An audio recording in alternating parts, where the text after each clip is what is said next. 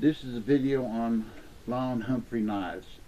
Lon Humphrey is a knife maker in Ohio. They call it Area 51.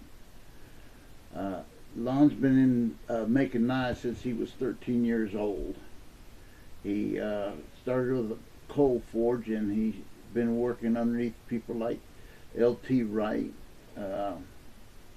Joe Kessler, Jason Knight, and these are some of the people that has helped him along the way as he has gone in his adventures of being a knife maker. Now, up in Area 51, it's a very secluded area. You have to get Lon to come get you to carry you up in there, because the militia is up in there and the snipers do their training up there. So you have to be escorted up into Area 51. But let's get on to doing some knives. I first heard of Lon Humphrey back in 2007 in Blade magazine, and I liked what I saw.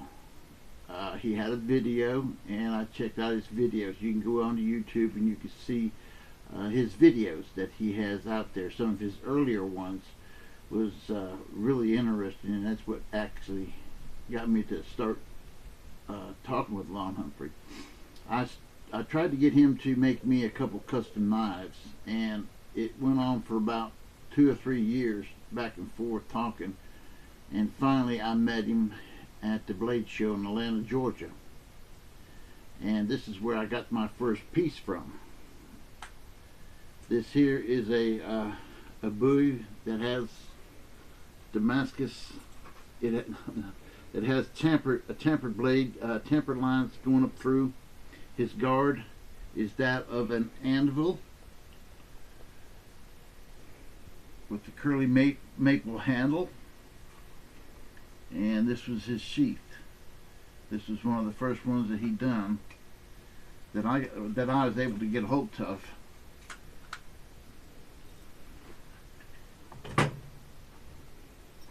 Here's another one of his knives. It's a nice little camp knife that you can get. If you can look and see the guard here, how it's hammered into the blade. He learned that from Joe Kessler. He's the one that showed him how to put that guard in. But this is one of his brute forges. It's his knives are real durable. They're made like the old-timey knives. You'll see the hammer marks in the blades. You know, it looks like something that would have came out from, 1800s. That's what it looks like. It's really interesting to see some of his work. Here's one of the customs he did for me. It's a mammoth ivory with a Damascus blade, and you can see the guard, how the guard is here. That guard is where he got his idea for his handles that he's putting out now. It took him quite a while, because you can see the fit and finish of this thing. He had to get in there with little files and just monotonous, but he took the time, because he's a great artist when it comes to making knives.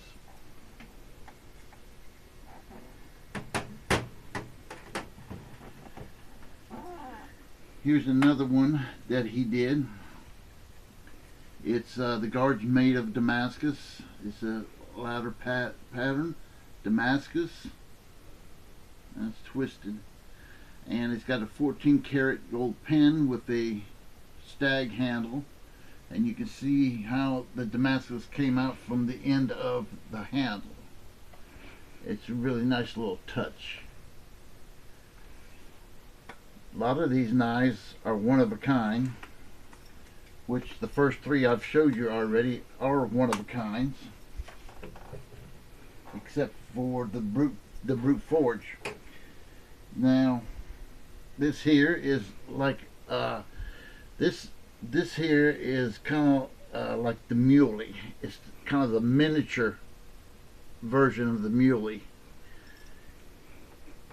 And it has the mammoth ivory handles on it,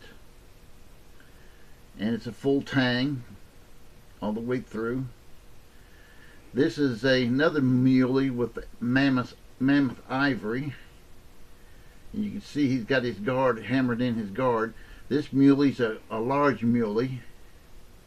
This here's your small muley right here. And you can buy these. These two are one of a kind. They was made just for me.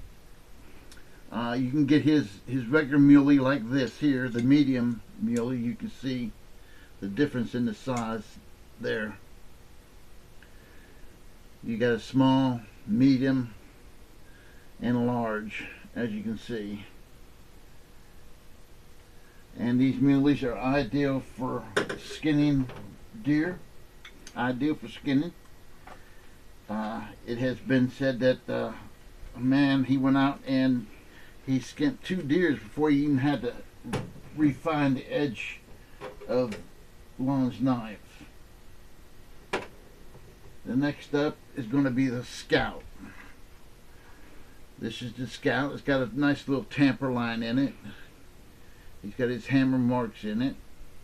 And you can see how on the end how it tapered down. His blade, it tapered on the end to kind of lighten it up a little bit, so that it made the knife more balanced out. It balances it out rather nicely.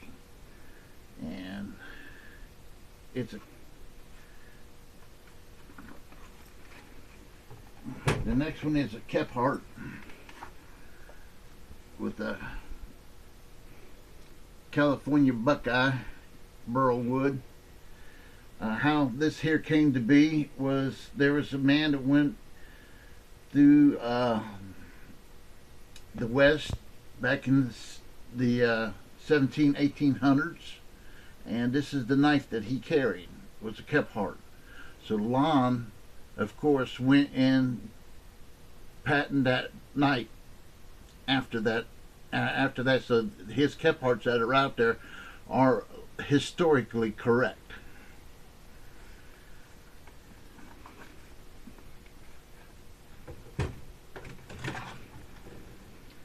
This here is your tracker.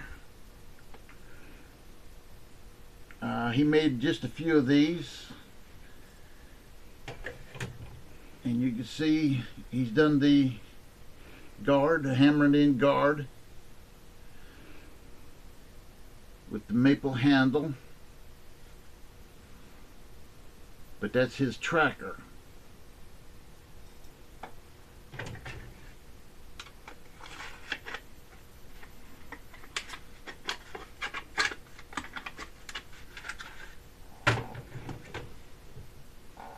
This is another one of a kind. It's a Damascus blade with the red stag handle, full tang, and you can see the Damascus pattern on that. This is the only one he made.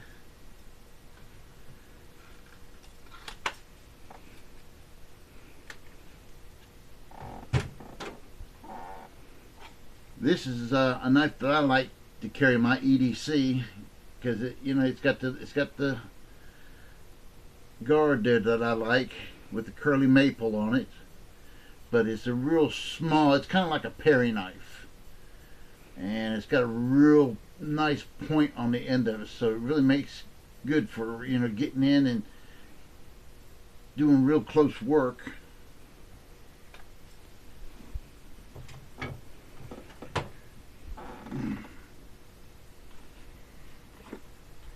This is the Badger. This was where Lon started doing the handle like he did the guard on that one mammoth ivory buoy that he did for me. There's only a few of these running around, so if you can get a hold of one of these, you're going to have something that's going to be really nice to hand down from generation to generation, because it's just a beautiful piece of work. It is just fantastic. It feels good in the hand. I have rather large hands, so it's nice. You can choke up on it. but it's a really nice knife. If you can get the handle like this, you'd be fortunate to get that. Okay. Now here's a setup here done by Cubby Bear. He did the sheath on this here. This is Lon's CCW. That's the CCW. There's a few of these running around. Not a whole lot of them, but there's a few of them running around. People really like these here, and they're very sought after.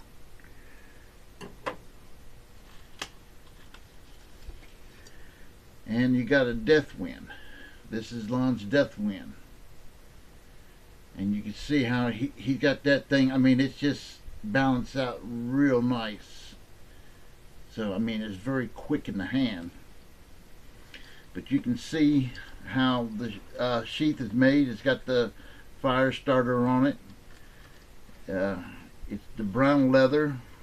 Cubby Bear does a really good job. You just have to send him your knife for him to make the sheath. So if you want to get a sheath that's got a dual purpose to it, like this here does, then you can let him know what you're wanting.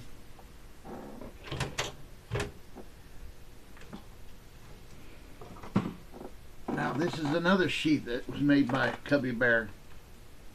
This one here, this sheath here actually comes off, so you can carry it just by itself if you want. This is my grandson's favorite knife setup here, because it has the sling that slings over your shoulder, and you can carry it, you know, slung over your shoulder. In this here you have that little Perry knife. It's got the bone handle, and it's permanently on the bottom down here.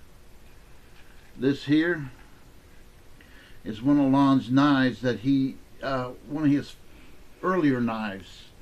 I haven't been able to find too many of these around. I happened to get this from him. He had it in his shop, and he called it his shop knife.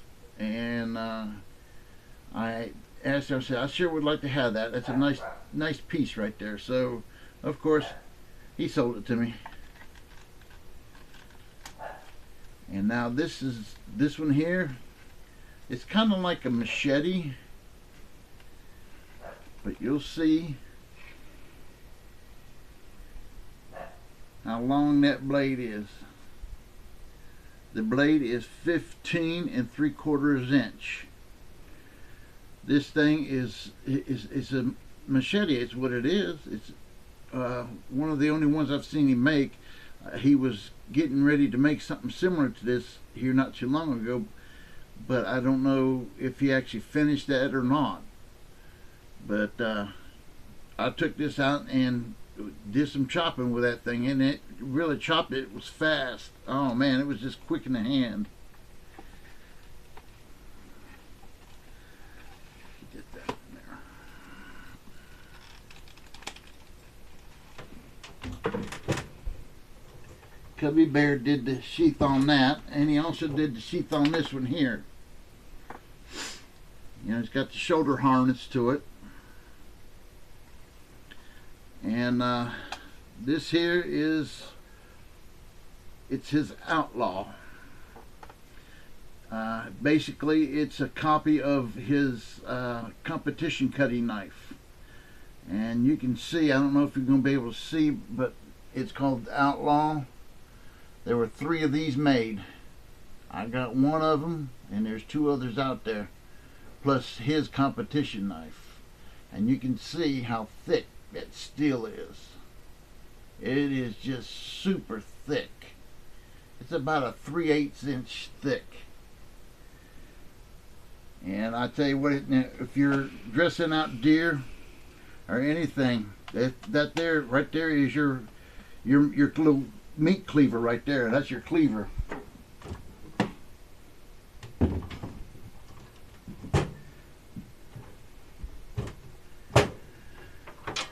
Here is one of Lon's tomahawks that he made. He made, I think it was three of these he made.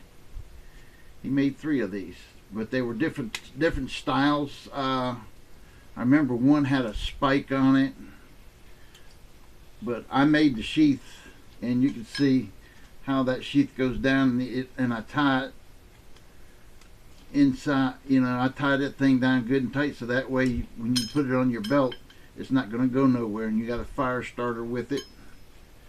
So this is something good if you're going out into the bush. But that's his hammerhead tomahawk.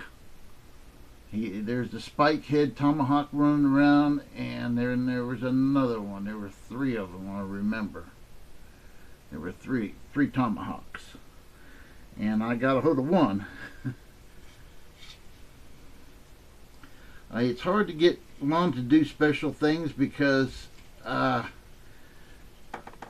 he just ain't got time. His shop, it only consists of him, his wife Cassie, and his daughter, and yes, Husfestus, his Great Dane. How the name Husfestus came around? Husfestus was the blacksmith that made the Greek gods' weapons. That's where the name Husfestus comes from. Lon, he's just he's a historic buff. You know, he likes to do research on things and make them. We're hoping that in the Outlaw Underground form that he has just come up with, there's been quite a few people talking about wanting to get one of the Outlaws made. Maybe once everything gets going good, if enough people get together, he may make a run of them once again. But that's just something that we'll have to work with on him. Now this one here, that's another nice chopper right there. That's a really nice chopper right there. You can choke up on it. You got to be careful. His knives are so sharp. I pushed on it a little bit too hard, and I cut right through the sheath. But if you do that, don't worry. The sheath's not no good anymore. All you got to do is you get some of this plastic that these things are like. This plastic here is what I use, and I wrapped this piece around the end of the knife, shoved it down in the sheath. Then I took and I got a 2-part epoxy, and I epoxied the end of it back together again. So you know it's good and stout. It ain't going nowhere. So because when I done it, I said, "Oh man, I just ruined that sheath." And I said, "No, I'm going to fix it," and I did. But that's the fix for it if you ever do that. And here's the creme of the creme. This sheath was made by Mudbone. It's one of Lon's buddies up there in Ohio. And you can see how he took the design of the handle and put it into the sheath along with the skull and crossbone. But here is your gunfighter. This gunfighter is quite a bit different than what you'll see out there. This was a special one that he made, and you can see how the handle is made with that special design that he done. But it's a Damascus blade, and that thing has got a point on it. If you ever got into a fight with a hog or a bear or anything like that, you got something that will puncture right through the hide. And, you know, because hog hide is tough.